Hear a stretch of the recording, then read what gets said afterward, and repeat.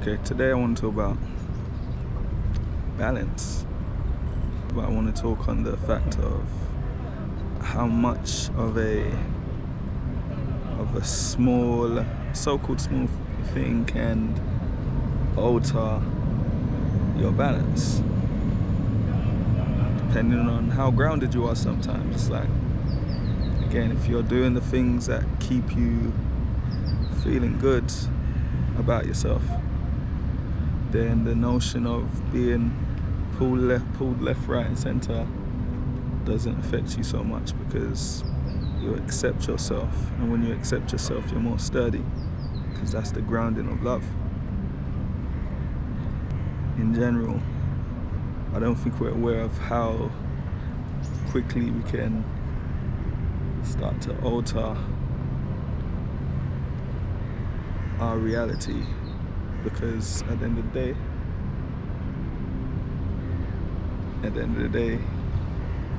it's a personal reality. So there's reality, and there's your personal reality.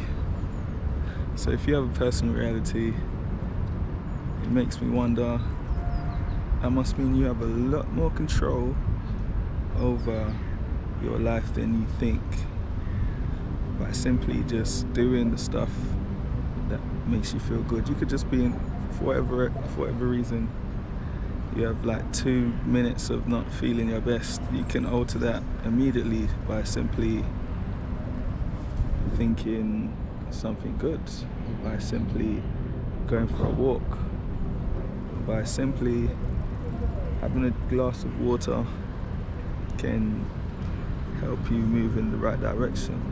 But I think oftentimes we feel like we have to stick and be stuck in a situation because of whatever reason. Maybe something's happened and you think it's forever.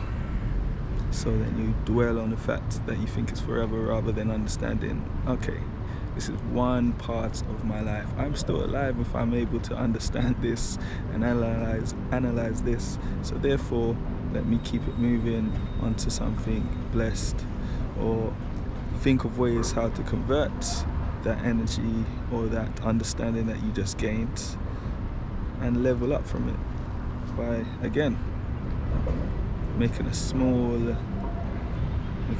movement or change can dramatically alter how things go. Saying to yourself, I'm going to get an early night, even that can help. But again, a lot of times we're not aware of how much those scales rock back and forth. If we're not being aware. It's just about being more purposeful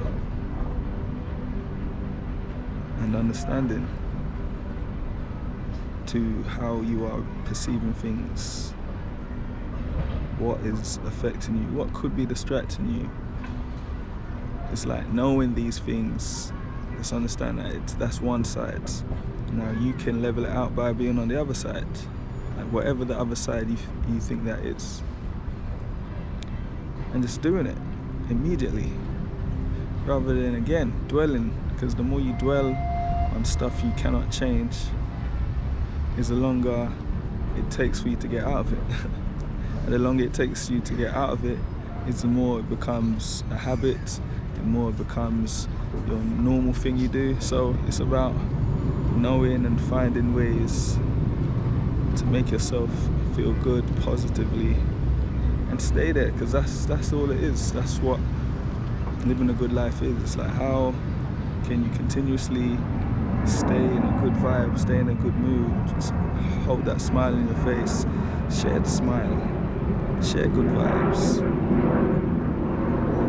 like look at people as a blessing, like rather than someone annoying you, or